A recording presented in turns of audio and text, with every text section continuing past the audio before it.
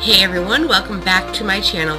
This video is some of the audio from the Jamie All Over podcast, where she sat down with her friend Kale Ramsey Ackerson to discuss Sandoval.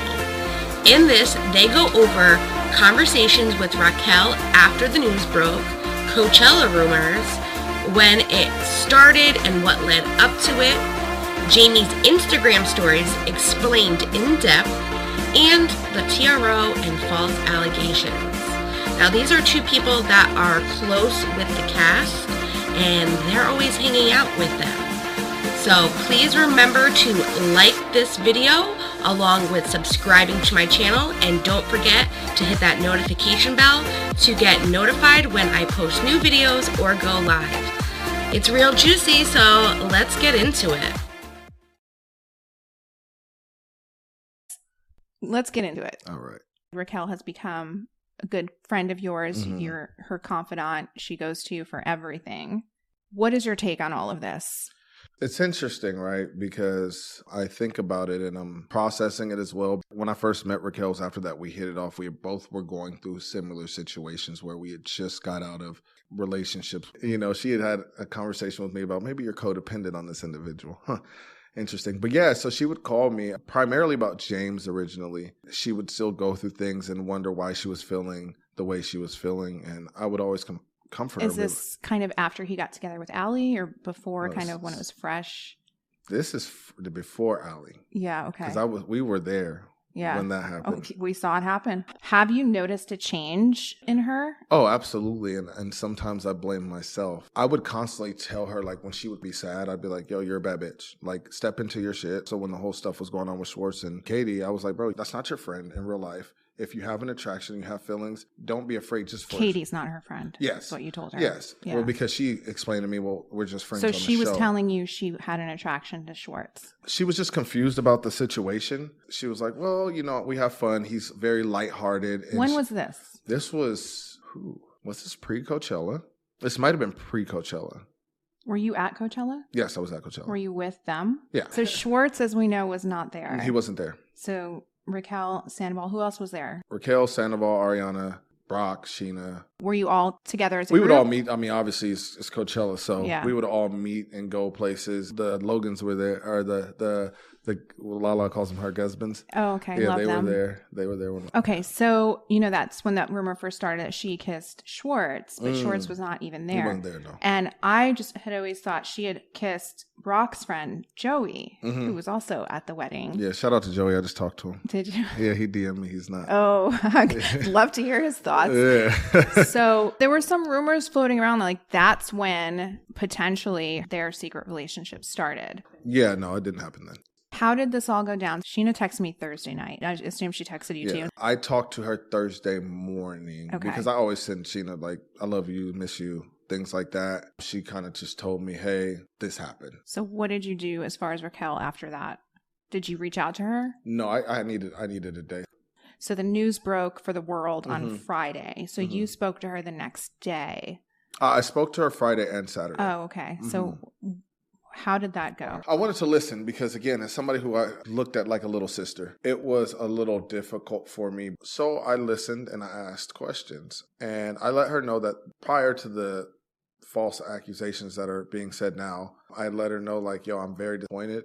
I can't be in this space with you, but there's always going to be love in my heart for you because that's just the person I am. I was like, yo, I cannot. And if you choose to stay with Tom or pursue that, don't speak to me. Because I don't rock with him. I think he's trash. So are you saying that if she doesn't stay with him, there would be a place where you could let her back into your life? Not necessarily back in my life, but it wouldn't be hate. And this is before I started noticing other things of the new stuff. So again, it was me being naive. It's like, you know what? She's young. She just got out of a traumatic relationship. She's probably all over the place. I know she has codependency issues. But I think she knew that about me. And I think she played on that because certain texts she would text me. Her texting me Sunday and saying, I have major codependency issues. I live my life in turmoil. I want to get to the actual conversation. Yeah. What was said? What did she say to you about it? She basically just told me, started 7 months ago, and I was like, when? She was like, after the Vegas trip. And I said, bro, you literally called me an hour or two after the girls that made you cry, frantic. And then you hit me back and was like, meet me in LA. We're going to film. We're going to do the boys trip. And I was like, all right. Boys night, whatever the heck it was. And she was like, that's when we got closer. I had a video. I saw that video. Next episode of Vanderpump Rules is boys night. Okay. So you and I were there for that at the Mondrian. Mm-hmm. Afterwards, you went home. I went to Saddle Ranch with Raquel, Sandoval, and Brett, the manager of Schwartz and Sandy's. You were there because Raquel had just gotten back from Vegas, the girls' trip, and was very upset and asked you to come out that night. So you didn't come out with us afterwards. It somehow just ended up being the four of us going to Saddle Ranch after. And we're riding the bull. We're having drinks. Raquel and Tom were super into just deep conversation at the bar. So I was getting to know Brett. That's the first time I ever met him or hung out with him. Very, very nice guy I love who Brett. I'm friends with now. Yeah, he's dope. We closed it down. So we had to leave. I'm now in my car with Brett, and Raquel and Sandoval were sitting on the curb outside of Saddle Ranch just talking. I didn't realize it at the time, like how close they were talking or how intimate it actually looked. Mm-hmm. So Brett and I, we think we're funny. Do you think the video was funny? It was actually funny. The voiceover was pretty dope. So I start filming the two of them talking. We're so clueless that we have no idea what's actually transpiring. And I'm doing the voice for Sandoval. Brett's doing the voice for Raquel. And it goes over a minute, right? So then I'm like, oh my God, we're dying. We're laughing. Brett leaves the car, shows them. They both are laughing about it. You know, they're not like thinking anything that we shouldn't post it or whatever. So I watch it back and I had this thought. I go, you know what? I'm not posting this because this looks way too intimate. Mm-hmm. And I don't want Ariana to feel a certain way about this. Yeah. And I don't want her to feel disrespected. But it didn't set off alarm bells to like, wait, is something inappropriate happening? It was just kind of like, she might get the wrong idea or something, you know, and I don't want to put anyone in that position. Yeah. If you watch it back without the voiceover on it, it looks super close, super intimate. But I mean, bottom line is none of us knew beforehand. Even when I saw the video that you recorded, I was like, no, I'm not thinking anything of it. They're just having a deep conversation. I'm assuming it is that night as well. But she said that is when it began to happen. So this was August. Yeah. Yeah. So she confirmed that. And then I just started asking And the questions. wedding was shortly after. Yeah, so I started asking questions. I asked her, I said, did you turn your location off because you guys were meeting up? And she was like, yeah. And then I asked her, I said, in Mexico. I just said, in Mexico, the wedding. And she got really quiet. And I said, all right, I don't want to hear this answer. Because first of all, that was a big thing for Scheana. You know what I mean? And everybody was there. So she's in all the pictures. Yeah. But with him. There were right? Wait, oh my God. My mind is blanking. Sandoval was a best man, right? Mm-hmm. Or no? Schwartz was.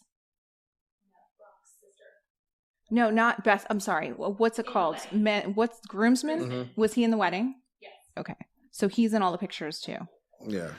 And people are making about this video. Ariana's in the fucking. Yeah. Sorry to keep. Yeah, okay, no. People are making about this video when Scheana and Brock were dancing, how they were sitting next to each other. Basically, for me, that's if somebody's gonna get quiet in that moment, you're confirming what I think. Instead of being quiet, what did she admit to you?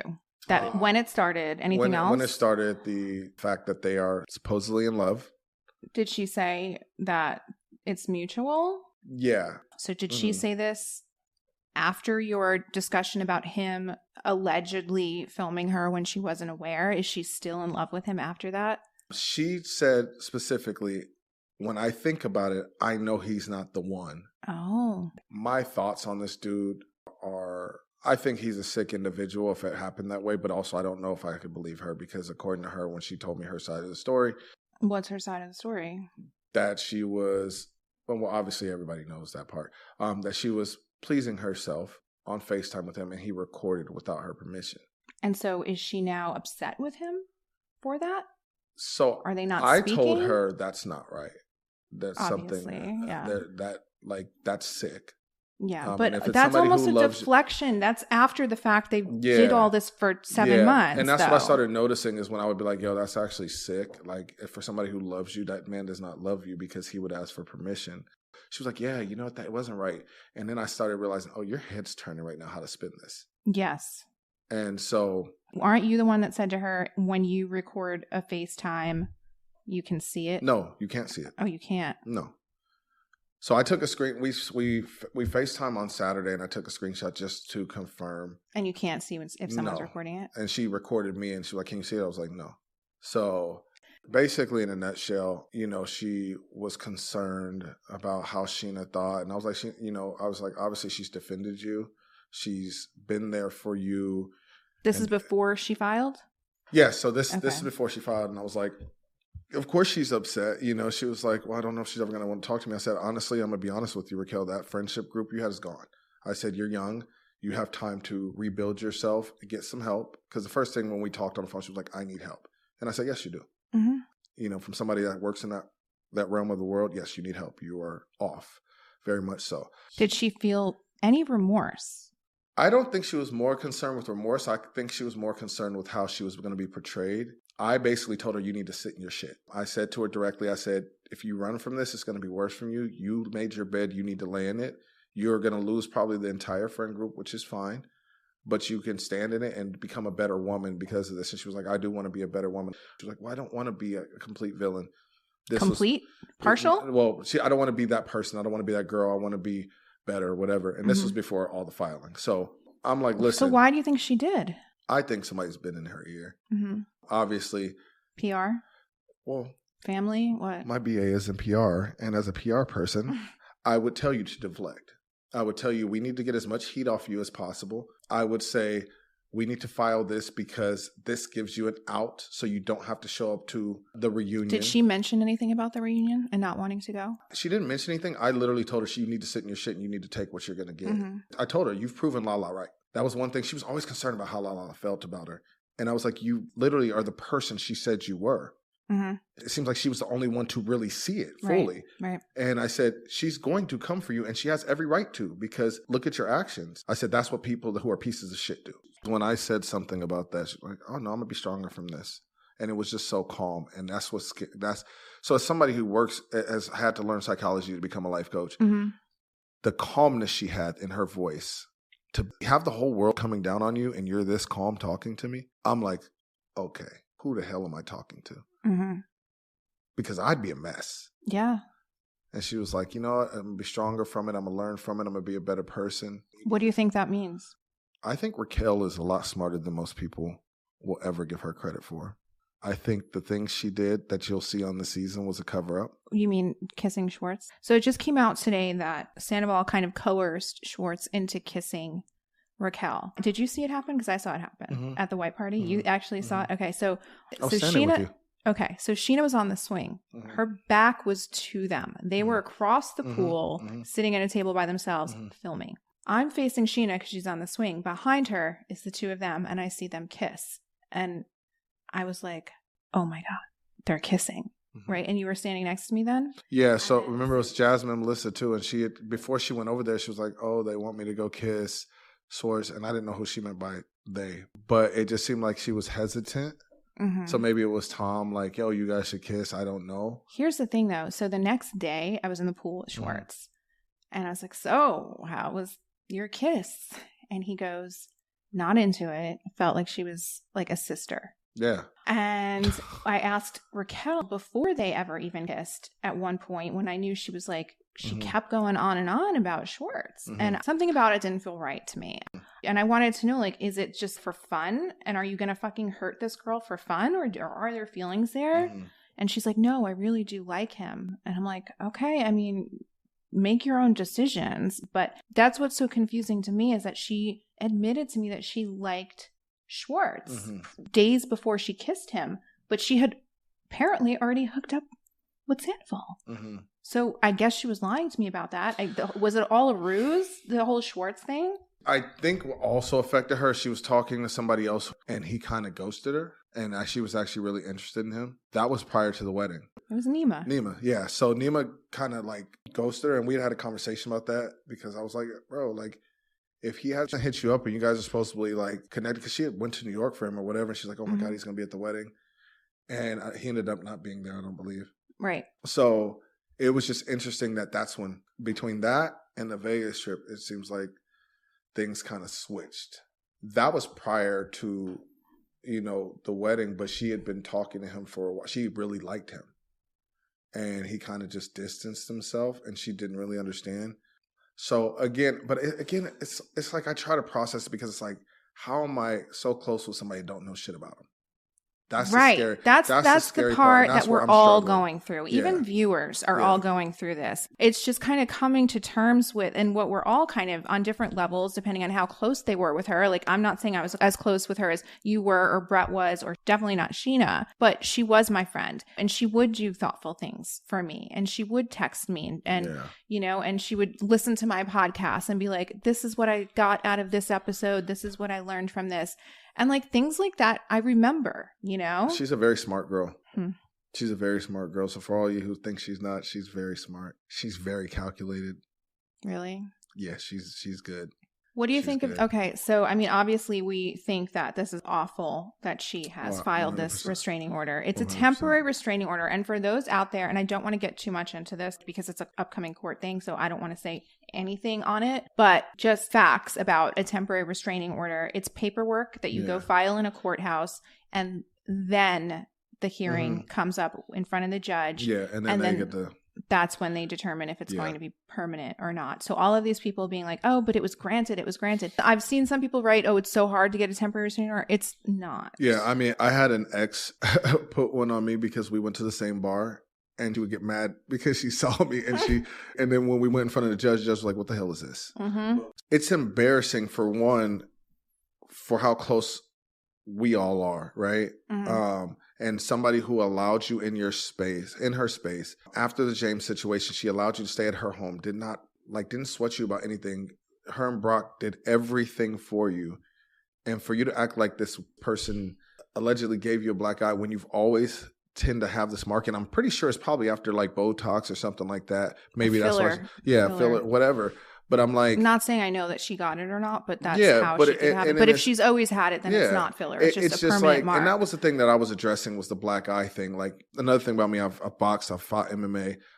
I'm very familiar with how black eyes get. And if you've gotten punched in your eye, how it will actually look. Right. It's not going to look anything like that if it's a punch. Right. You get what I'm saying? That's not how that operates. Anybody who knows force, you have to be precise. Like, coming from a fighter, to be able to hit somebody that precise, you have to be trained fighting.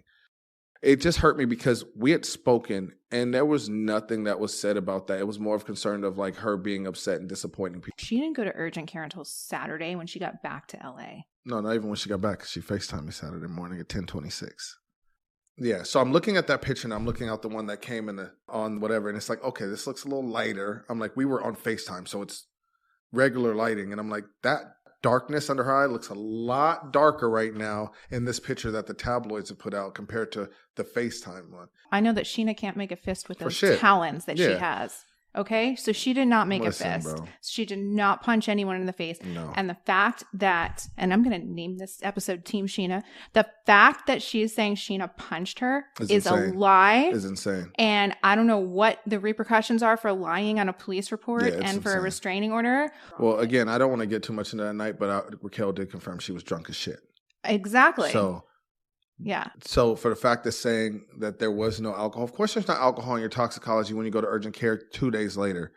Like, bro, you were lit. Mm-hmm. Now you want to deflect, and now you want to make it a story. Now you want sympathy and empathy. Again, I don't want any harm to come to this person because, again, we all have our shit. I don't want any harm. But at the same time, as I told her on the phone, you need to stand in your shit and you need to literally be a woman. Mm-hmm. Stand up, because this is a woman who has, both of those women have had your back when nobody else rocked with you. And when you knew how this season was going to look, they still supported you. So And what I'm about to say, I wouldn't say unless she came for my girl Scheana, okay? Because I will defend her forever. I was never going to say this story, but I put it out in my Instagram story after she put in the restraining order. I was like, well, you know what? Aside from you not being credible for being a liar and a cheater, you're also not credible for something that you did with me and Lexi from the Pump Rules Instagram page. So at Canyon Club, the night they were filming, and you quickly see that James got kicked out of the place. What you didn't see is that people were saying he got kicked out because he grabbed Allie in an aggressive manner. That I don't know. if that's true or false. I don't know why he got kicked you out. Did tell me about this. I remember you telling me about this. However, on the way out, as he's getting kicked out, Raquel started recording him. And she records the whole thing. And another person was recording this that was standing next to us that we were not aware of, but Brock was aware of. They start recording him being yelled at by security bouncer or whatever to leave the premises. So Brock says to them, you have to delete that from your phone. Send it to me and then delete it from your phone. I didn't know any of this happened. Now I'm sitting on the curb with Raquel, Lexi, and Scheana. I'm talking to Raquel saying, has he ever been aggressive with you? Has he ever been abusive to you? Her answer was no.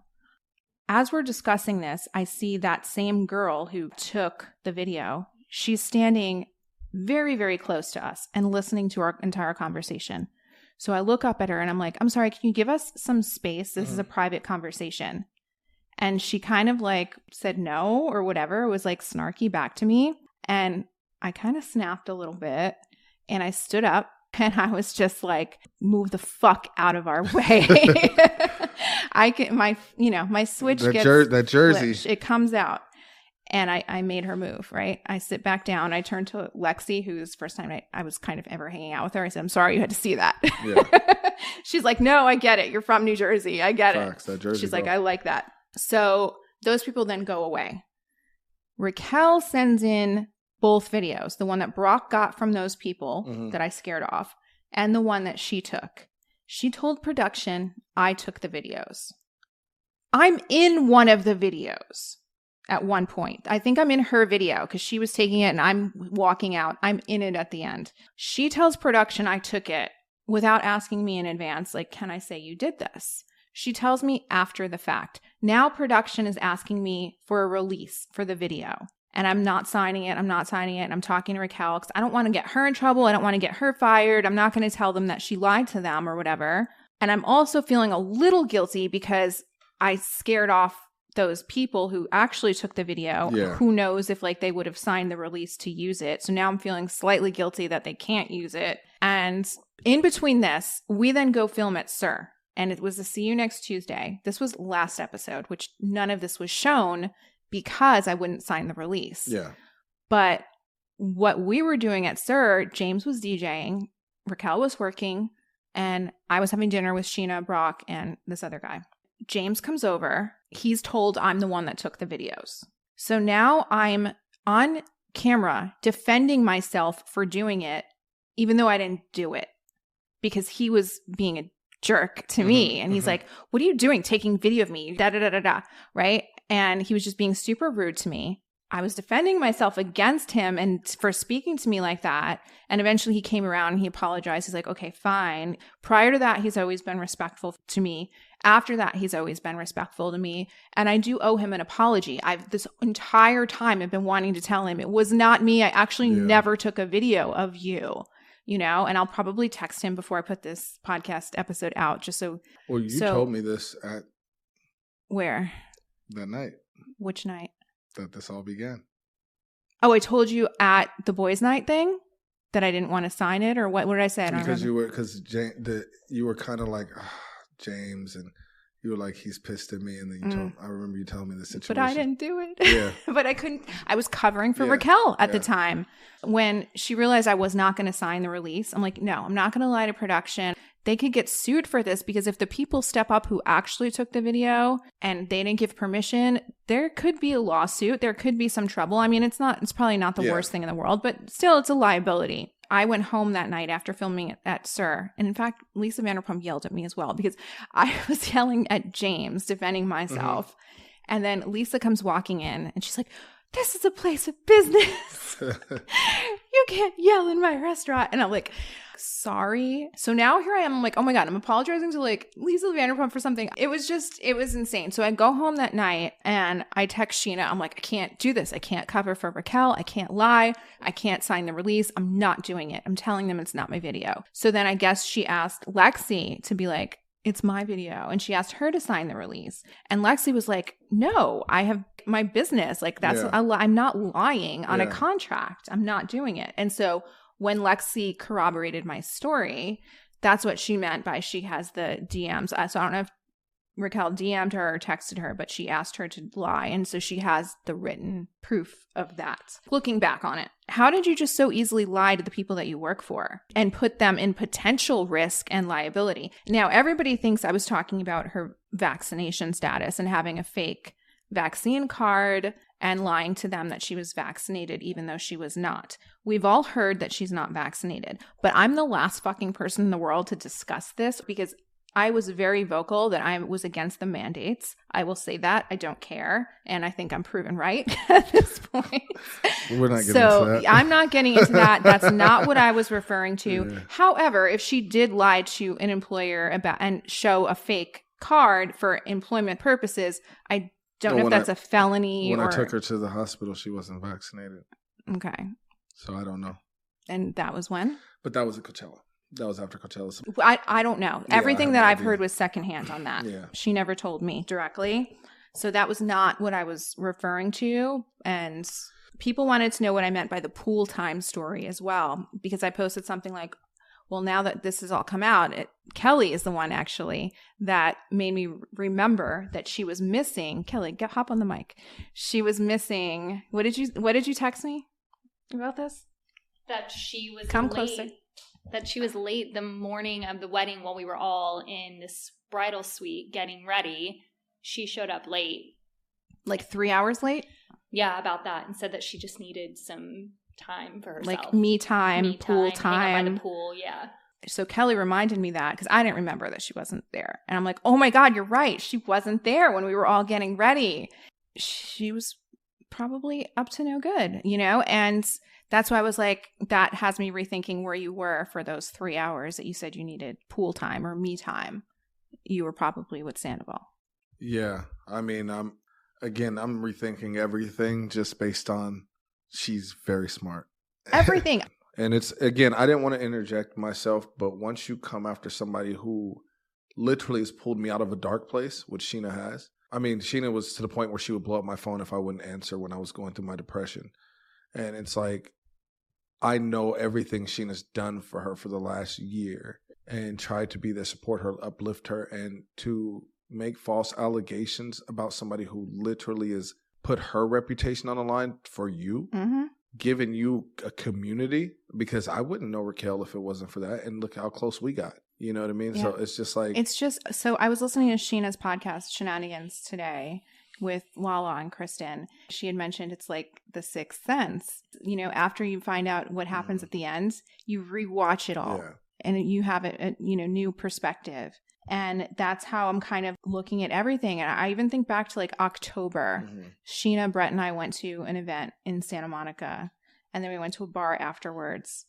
I said to her, I know you're so close with Raquel, but is it reciprocated? Is she as good a friend to you? And what is up with her? Even in October, so clearly they were full on into this at this point. Scheana was just like, no, it's just that, she didn't have the best relationship with her sister growing up. Her sister wanted nothing to do with her until she could go to bars. And it's, she just continued to just only see the good. And that's how Scheana is. I can kind of see everything. Yeah, you are that person. But I didn't see this coming. I mean, even right now as we're talking, I'm thinking about Halloween. How they were both. We were out for Halloween. Don't even get me fucking started. He dressed up as her? What the fuck? No, I'm talking about when we went out for Brad's birthday. And, who? And when we went out for Brad's birthday. And, I didn't go to that. Yeah, and they were both, Ariana and Raquel were both Sailor Moon, those girls. Yeah, and I was like, I'm starting to think, and I'm like, everything is...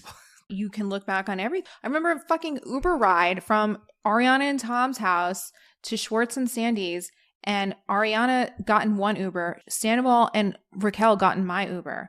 And even then, I'm just like, why didn't he go with Ariana? And we were talking about the opening of the restaurant, and he had never opened up to me before like that, but he was so stressed and so sick to his stomach over things. And like, now I'm just like, that's not why you were sick to your stomach, or that wasn't the only reason, It's just, this coming to terms with all of this. And I think got we're all people- in shock. And it's got people on edge. Like, Everyone's on edge. obviously it's affected our group, and I have complete admiration and love for Ariana because there's been a lot going on in my life, and she shot me texts, and that's my girl. I love Ariana. I think she's amazing, but she'll always check in and say, yo, how are you doing? Like, I hear what's going on. Like, do you need anything? Which is funny because I started realizing, well, Raquel only really calls me when she needs something from me. You know what I mean? Like, after Coachella, she got sick, and to go 5 minutes down the hospital, she couldn't leave the house. So I went and picked her up and took her to the hospital. And that was a 40-minute drive for me just to drive her 5 minutes, you know, and see if she's okay. But it would always be when she needed something. It'd be like, hey, how are you doing? I'm checking in on you.